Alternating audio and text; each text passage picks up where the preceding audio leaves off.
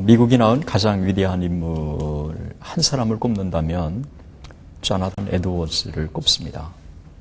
그의 신학에 동의하든 동의하지 않든 한 인물을 꼽는다면 조나단 에드워즈를 꼽습니다.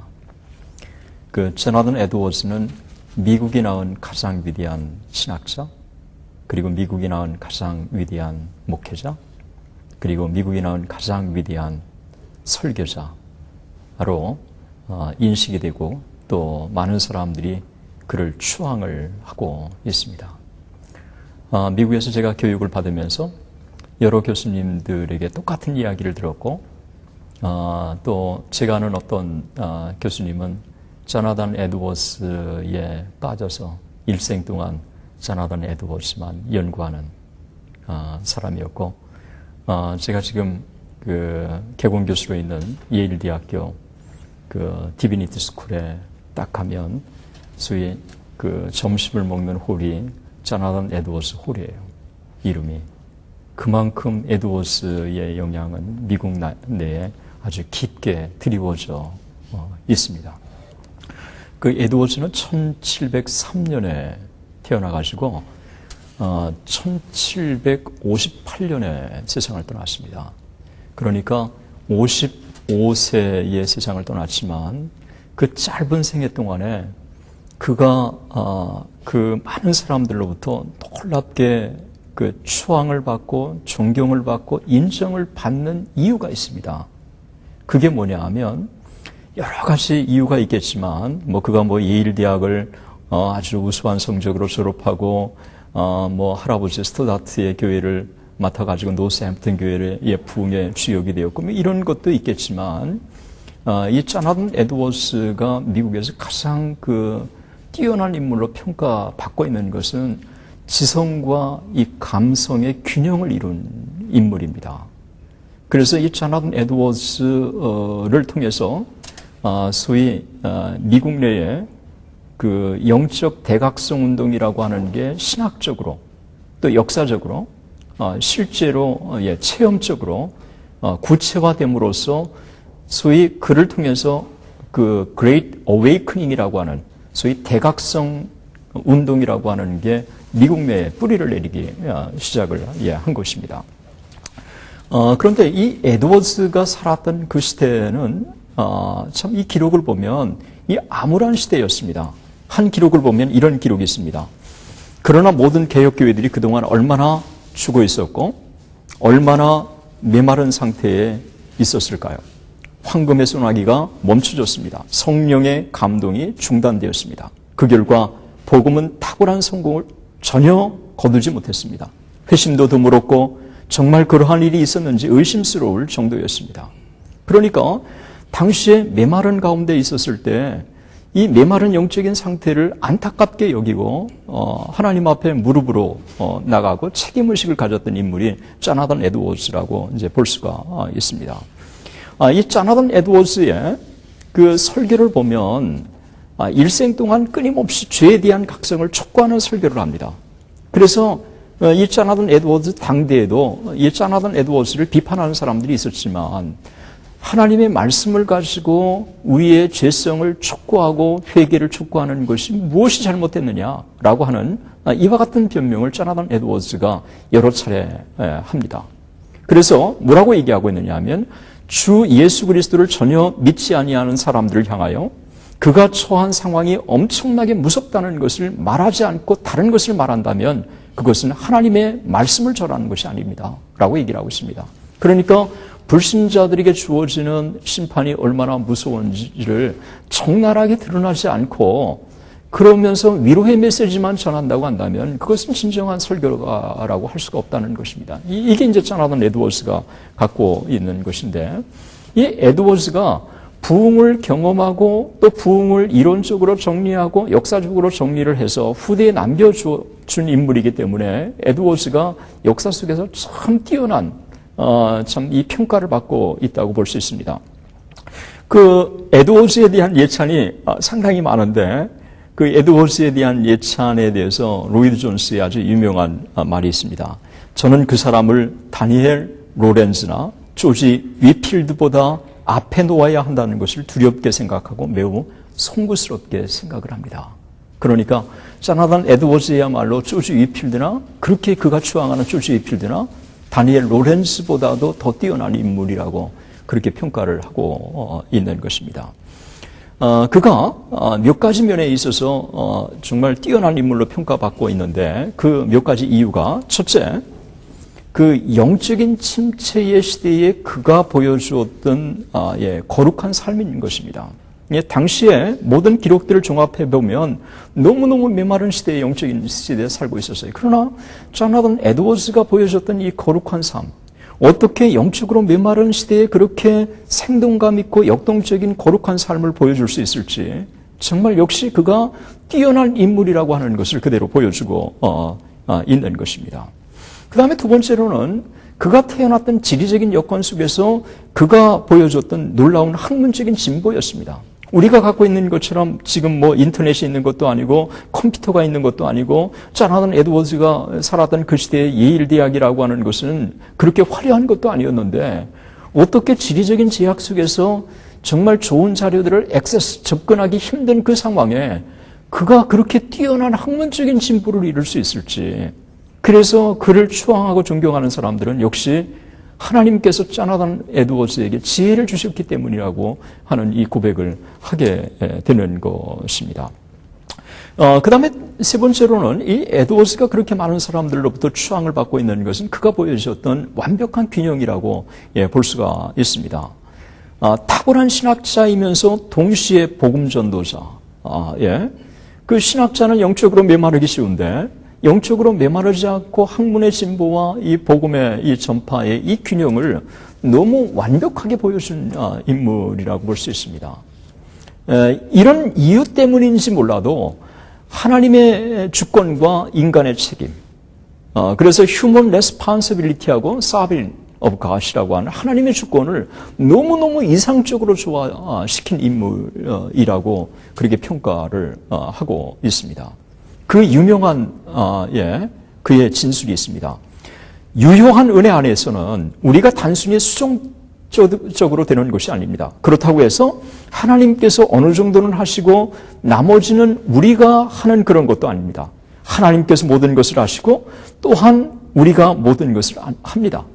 하나님께서 모든 것을 산출하시고 또한 모든 것을 행하십니다. 왜냐하면 하나님께서 산출하신 그것이 바로 우리 자신의 행동이기 때문입니다. 하나님은 유일한 주체시요 근원이십니다. 우리는 다만 합당한 행동자입니다. 우리는 여러 가지로 서로 다른 국면에 속해 있습니다. 전적으로 수동적이면서도 전적으로 능동적인 것입니다. 그러니까 완벽한 하나님의 주권, 그리고 완벽한 인간의 책임. 그래서 이 둘에 대한 완벽한 균형을 이 조나단 에드워즈의 이 진술이 그대로 대변해 주고 있는데, 이런 면에서 그가 많은 사람들로부터 존경과 추앙을 받는다고 볼 수가 있는 것입니다. 네 번째로는 이 조나단 에드워즈가 소위 지성과 영성을 동시에 소유했으면서도 영성이 지성을 지배해 왔다는 것입니다. 이 둘의 균형 속에서 소위 지성이 영성을 지배하는 사람이 있는 반면에 영성이 지성을 지배해 왔다는 것입니다. 결국은 그가 하는 모든 학문을 통해서 하나님의 영광을 드러날 수밖에 없고 교회의 유익을 그가 추구할 수밖에 없고 이 땅의 하나님 나라 확장이 그에게 있어서 궁극적인 골이고 또 그가 사모하는 바이라고 하는 것들을 우리가 보여주고 있는 것입니다. 그래서 그가 일생 동안 추구한 것 중에 하나가 하나님과 실존적으로 만나는 것. 하나님과 실존적으로 만나는 것. 그래서 실제로 하나님 속에서 그의 삶을 통해서, 그의 지성을 통해서, 그의 영성을 통해서 하나님을 체험한다고 하는 것이 그에게 있어서는 그렇게 사모하는 것입니다. 이와 같은 영적인 체험을 그가 1737년에도 체험을 하고 그 이전에도 계속해서 또 체험을 하고 그러면서 부흥운동에 있어서 거룩한 지도자로 그가 쓰임을 받게 되는 것입니다.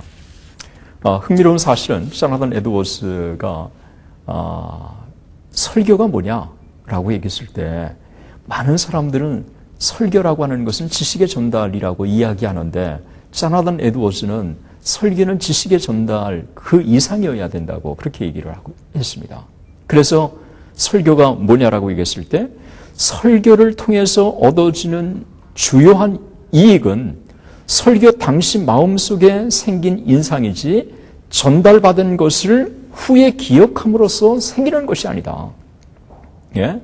설교할 때 들었던 것을 후에 기억하는 일이 때로는 유익할 수 있지만 거의 대부분의 기억이란 설교할 당시에 마음에 새겨진 깊은 인상, 여기서부터 얻어진다는 것입니다. 그래서 설교자가 중요한 것은 설교를 할 때 청중들에게 임프레션을 주는 것입니다. 아주 깊은 감동과 깊은 인상을 준다는 거예요. 깊은 인상과 깊은 감동을 줌으로써 오히려 그것이 기억을 자극하게 되고 그의 기억 속에 오래 남도록 해준다는 것입니다. 지식의 전달을 통해서 그 지식의 전달을 기억함으로써 그의 삶을 변화시키는 것이 아니라 메시지 속에서 전달을 받은 그가 그 메시지를 통해서 엄청난 감동과 도전을 받았을 때 그 메시지가 그의 삶을 변화시키게 되고 그것이 그의 삶의 변화로 이어지면서 그 메시지가 놀라운 힘과 능력을 발휘하게 된다는 것입니다. 현대 많은 목회자들이 설교는 지식의 정보 전달이라고 생각하는 경우가 많습니다. 설교라고 하는 것은 말씀의 선포고 이 말씀의 선포는 성령의 감동과 성령의 역사를 통해서 진행된다고 하는 사실을 조나단 에드워즈는 선명하게 우리에게 보여주고 있는 것입니다. 그래서 그의 메시지는 각성을 촉구하는 설교. 그래서 메시지를 들었을 때 결단하고 하나님 앞에 통회하고 회개하고 하나님 앞에 나가도록 만들어주는 그 메시지. 그게 조나단 에드워즈가 일생 동안 보여줬던 메시지라고 볼 수가 있습니다. 저는 한국교회 목회자들도 단순하게 그냥 인터넷을 통해서 지식의 정보를 얻어가지고 어떤 논리를 전개하는 그런 게 아니라 정말 그 메시지 속에서 자기가 깨달은 바, 자기가 느꼈던 감동들을 성령의 능력 안에서 힘있게 전달해 줬을 때 청중들을 사로잡고 청중들에게 진한 감동을 주고 그들로 하여금 결단을 촉구하게 되고 그들로 하여금 무릎을 꿇고 하나님의 이 주권과 영광을 놓고 하나님 앞에 사모하며 기도하게 만들어 준다고 여겨지는 것입니다. 그런 면에서 조나단 에드워즈가 설교가 뭐냐 단순한 지식의 정보 전달이 설교는 아니다라고 했던 이 부분들에 대해서 참 우리가 귀를 기울여야 될 것이라고 보여주는 것입니다.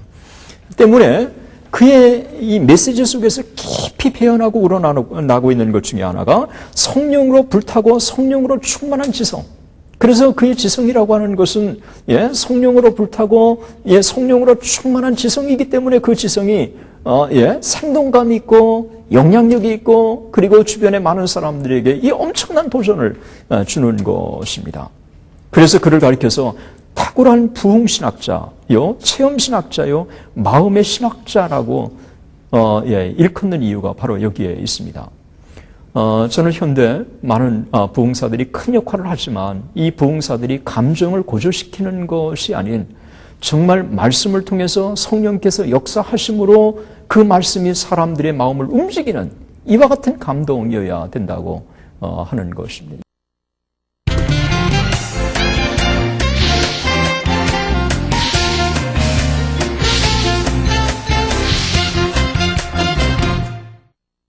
이제 우리가 그 조나단 에드워즈가 그 1차 대각성 운동의 아주 주역이 되는데 1차 대각성 운동은 두 번의 파장이 있습니다.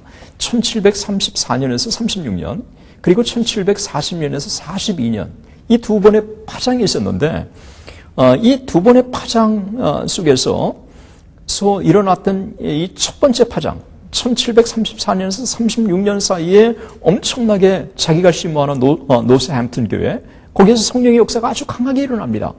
그리고 이 성령의 역사가 강하게 일어나면서 주변으로 확산되기 시작합니다. 이때 일어났던 것들을 그가 몇 가지로 정리했는데 그 정리한 기록에 보면 먼저 그들 가운데 죄에 대한 아주 강력한 각성이 일어났다고 그렇게 얘기를 하고 있습니다.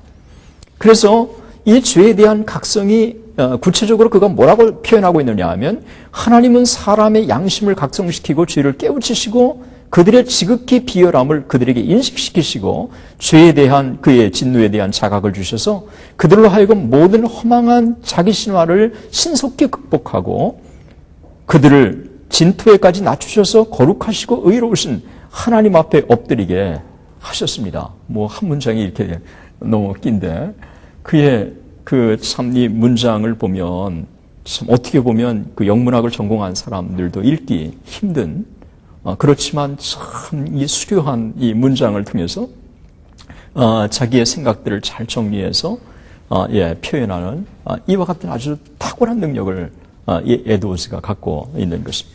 그 중에서 하나가 죄에 대한 아주 강한 각성이 1차 대각성운동 1차 파장 안에 일어났다는 것입니다. 또 하나는 놀라운 성령의 역사가 임했을 때 그 다양한 은혜 체험들이 있었다는 거예요. 그러니까 어떤 사람은 뛸 듯이 기뻤고 또 어떤 사람은 심령의 가난을 체험하기도 하고 또 어떤 사람은 하나님과 긴밀한 또 이 아주 연합의 관계를 체험하기도 하고 이 다양한 성령의 역사들이 나타났다는 것입니다. 성령의 역동성과 성령의 다양성을 오늘날 많은 목회자들이 또 부흥을 사모하는 사람들이 인정을 해야 될 것입니다. 그러니까 부흥이 일어났을 때 방언의 은사만 나타난다. 부흥이 일어났을 때 어떤 특별한 투시의 은사가 나타난다라고 하는 것은 성령의 다양한 역사를 한 은사에 제한시키는 그런 우를 범할 수가 있습니다. 그러니까 성령의 이 강한 역사 속에서 다양한 은사들이 어떤 사람은 뛸 듯이 기뻤고 어떤 사람은 구원의 감격 속에서 눈물을 흘리고 통회하게 되고 또 어떤 사람은 이 하나님의 말씀에 심잠하는 역사가 나타나기도 하고 이 성령의 이 다양한 역사들이 나타났다고 하는 기록을 그가 합니다. 또 어떤 때는 이런 은혜도 있었다는 거예요. 성경을 수없이 봤지만 그 하나님의 말씀이 그전에는 자기가 보지 못한 처음 그 말씀이 자기에게 다가오는 것처럼 느껴지는 그런 은혜도 체험하게 된다는 거예요. 그러니까 하나님의 말씀이 새롭게 자기에게 다가오는 은혜죠. 이런 이 다양한 은혜들이 체험되기도 했다고 그렇게 기록을 합니다. 또 세 번째로 그가 회심한 자들에게 있어서 분명한 변화가 나타났다고 얘기를 합니다. 그러니까 그 변화가 정도의 차이는 있지만 그러나 회심을 경험하고 은혜를 경험한 사람들 속에는 반드시 변화가 있었다는 거예요. 그러니까 개인의 각성이 개인의 삶의 변화로 그리고 교회의 삶의 변화로 자연스럽게 이어져 왔다고 하는 역사를 조나단 에드워즈가 우리에게 보여주고 있는 것입니다. 그 변화 중에 하나가 세상에 대해서는 갖췄던 이 욕심, 심지어 음식에 대한 욕심은 줄어들고 오히려 반면에 영적인 욕심들은 더 커지는 이런 현상들이 등장했다는 것입니다. 세상에 대해서는 죽고 영에 대해서는 살아가는 이런 것들이 부흥운동에 있어서 나타나는 아주 분명한 특징이었다는 거예요. 이거는 자기가 심무하는 교회의 부흥을 경험하고 교인들 가운데 나타났던 현상들과 또 이 부흥이 주변으로 확산되면서 그 주변에 나타났던 현상들을 그가 정리했기 때문에 참된 부흥이 일어났을 때 어떤 현상들이 나타나는가를 우리에게 보여주고 있다는 것입니다. 이런 변화들 중에서 대부분의 많은 사람들이 하나님의 말씀을 너무 즐겨 읽기 시작했다고 하는 것. 어떤 다른 것보다도 하나님의 말씀을 사모하고 하나님의 말씀을 배우고 또 하나님의 그 말씀 속에서 그 은혜를 또 깨닫는 이런 역사가 있었다는 것입니다. 그리고 주일만큼 기다려지는 게 없었다는 거예요. 오늘날 왜 주일이 그렇게 가까이 다가오는지에 대한 기쁜 음성의 그런 고백이 아니라 그 당시에는 정말 주일이 그냥 왜 이렇게 늦는지 이 주일 사모하는 이 분위기가 아주 역력했다는 것입니다. 부흥이 일어난 것마다 여러분 매주 그 모여서 부흥을 사모하고 은혜를 사모하는 게 사실 목사인 저도 쉽지가 않거든요. 제가 담임 목사라고 한다면 매일 기도회를 그냥 용기 있게 인도하겠느냐라고 얘기했을 때 사실 인간적인 생각으로는 우리가 할 수 없겠지. 그러나 성령께서 거기에 대한 기쁨, 또 이 거룩한 부담, 또 자원하는 마음 이런 것들을 주면서 사람들이 같이 모여서 기도하게 되고 또 세상이 줄 수 없는 이 기쁨과 만족을 기도 동안에 하나님이 우리에게 주시는 것입니다. 때문에 우리가 이와 같은 부흥과 은혜를 사모하는 것입니다. 자연스럽게 부흥이 일어나면 연합이 일어나고 또 서로 사랑하는 인류애적인 사랑이 느껴진다고 했습니다. 그래서 부흥이 일어나는 곳마다 자기의 그 교회 안의 부흥, 교단 안의 부흥으로 가둬두지 않고 민족 복음화와 또 세계 복음화, 또 이웃 나라에 대한 이 뜨거운 정말 이 간절한 기도, 원수 같은 니느웨 나라를 위해서도 정말 사모하고 하나님께서 그들 가운데서도 은혜를 달라고 하는 이와 같은 열린 마음의 기도가 부흥운동이 일어날 때마다 나타났던 하나의 특징이었다고 얘기를 합니다. 이 모든 것들을 그의 책에 자나단 에드워즈가 이렇게 집약을 합니다. 1차 파장 안에 일어났던 성령의 역사를 하나님은 분명히 우리를 새로운 백성으로 만드셨습니다. 우리는 분명히 하나님의 복을 받은 백성들입니다. 여기 세계의 이 구석에 하나님이 거하시면서 자기 영광을 나타내셨습니다. 그는 이 기록을 남겼지만 이 기록이 이제는 세계 많은 사람들이 정말 참된 부흥의 이 모습으로 사모하는, 그래서 이와 같은 부흥이 있기를 간절히 기도하는 이와 같은 엄청난 도전을 주게 된 것입니다. 이러면서 1734년에서 36년 동안의 부흥이 일어났다가 이 부흥이 2년 동안의 피크를 이루다가 금방 시들기 시작합니다. 그런데 시들기 시작했을 때 바로 그때 사탄의 역사가 나타났는데 아주 충격적인, 처음에 저도 이 부분을 읽었을 때 섬뜩한 이런 부분이었어요. 그게 뭐냐 하면 그 우울증에 빠져가지고 어떤 사람이 그냥 헤어나오지 못하는데, 그런데 자살을 하려고 여러 번 시도한, 그래서 그 사람의 말을 빌린다면 이렇게, 내 목을 따라 지금이 좋을 때야, 지금 이런 것 자꾸 들려왔다는 거예요. 그래서 실제로 자살을 시도하려고 하는 이런 현상들이 있다는 것입니다. 이건 뭘 보여주고 있느냐 하면 부흥운동이 일어났을 때마다 사탄도 역사한다고 하는 것. 그래서 이 부흥운동의 현장 속에서 영적인 전투가 늘 있었던 것입니다. 그래서 이 부흥운동에 있어서 지도자들은 자기가 부흥을 가져다 주는 것이 아니라고 하는 것, 하나님께서 은혜를 주신 것이라고 겸손한 고백이 있어야 되고, 또 부흥이 체험되고 있는 곳에는 이 부흥이 계속해서 지속돼야 되고 더 넓게 확산돼야 된다고 하는 이 겸손한 마음, 그리고 하나님께서 부흥을 주신 것은 결국은 궁극적으로 민족 복음화와 세계 선교라고 하는 이 사실을 우리가 겸손하게 알고 우리가 기도하는 이와 같은 모습들이 있어야 된다고 하는 것들을 촉구해 주고 있습니다. 놀랍게도 1차 대각성 운동 때 있었던 자나단 에드워즈의 이와 같은 고백이 웨일즈 부흥운동 1904년에 있어서도 영적인 전투가 있었다고 하는 사실, 1907년에 평양 대부흥운동 때서도 보고되고 있고, 부흥운동이 일어났을 때마다 이 영적인 갈등과 이와 같은 것들이 일어나게 된 것입니다. 이와 같은 부흥이 이제 좀 시들기 시작하면서 부흥을 사모하는 이 분위기가 노스햄튼 교회 안에, 자나단 에드워즈 안에 강하게 일기 시작한 것입니다. 그런데요, 부흥을 한 번 경험한 사람이 부흥을 사모하는 것, 또다시 부흥을 경험하는 건 쉬운데, 전혀 부흥을 경험하지 않는 사람이 부흥을 경험하는 것은 드물고 또 어려운 일이에요. 그러니까 1차 대각성 운동의 1차 파장을 경험한 그들이 하나님 앞에 무릎으로 나가서 하나님 앞에 기도하니까 1740년, 42년, 2년 동안에 노스햄튼 교회 안에 강한 성령의 역사를 주셨고, 그때 도구로 사용하신 사람이 조지 위필드였습니다. 조지 위필드가 1740년에 자나단 에드워즈가 심호하는 노스햄튼 교회에 간 거예요. 노스햄튼 교회에 가가지고 메시지를 전하는데, 1740년 10월 18일 토요일이었는데 조지 위필드가 가서 그가 심호하는 게 메시지를 전했습니다. 그런데 그 얼마나 성령의 역사가 강하게 일어나는지 조지 위필드의 일기에 이런 기록이 있습니다. 오늘 4시에 에드워즈의 회중에게 설교를 했다. 나는 두려움과 떨리는 마음을 가지고 말씀을 시작했으나 하나님께서 나를 도와주셨다. 회중 가운데 메마른 눈은 거의 볼 수 없었다. 나는 천상적인 영광을 감격스럽게 바라보며 어느 정도의 애절함을 가지고 말씀을 전할 수 있었다. 주님의 임재하심으로 새로워짐의 때가 임하고 있는 것 같았다.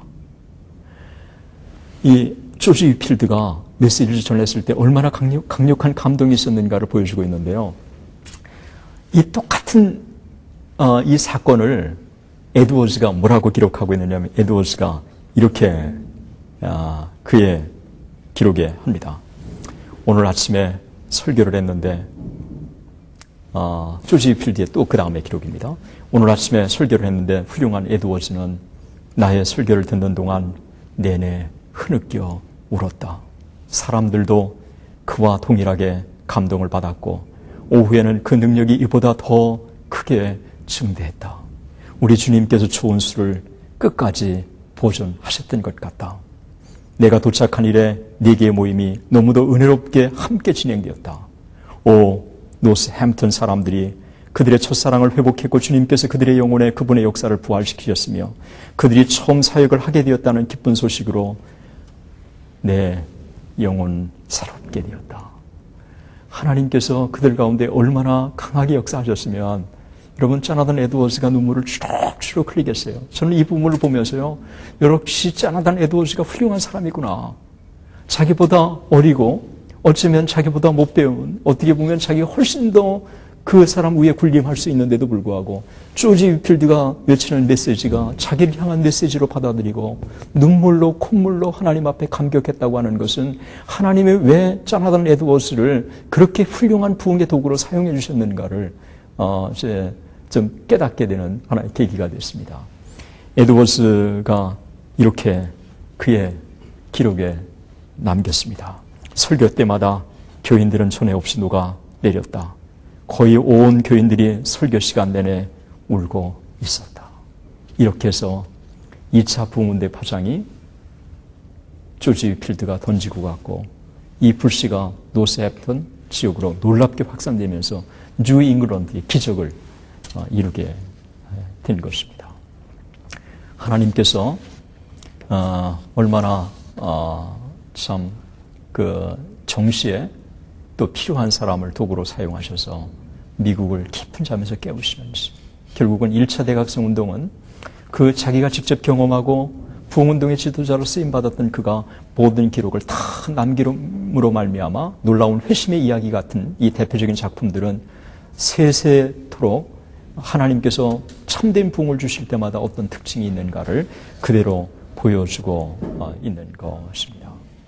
하나님께서 에드워즈를 이 땅에 보내주신 사실에 대해서 너무 감사하고, 에드워즈는 비록 55년의 생애밖에 살지 않았지만 일관되게 하나님 앞에 무릎으로 정말 하나님의 영광을 위해서 흔들리지 않고 그의 생을 마칠 수 있었다고 하는 사실, 그 부분에 대해서 하나님께 찬양과 영광을 드리는 것입니다. 이 땅의 제2의 에드워즈, 제3의 에드워즈가 차고 넘쳐서 하나님이 100년 전에 이 땅에 부어주셨던 평양 대붕운동을 우리 가운데 다시 부어주셨으면 좋겠습니다. 감사합니다.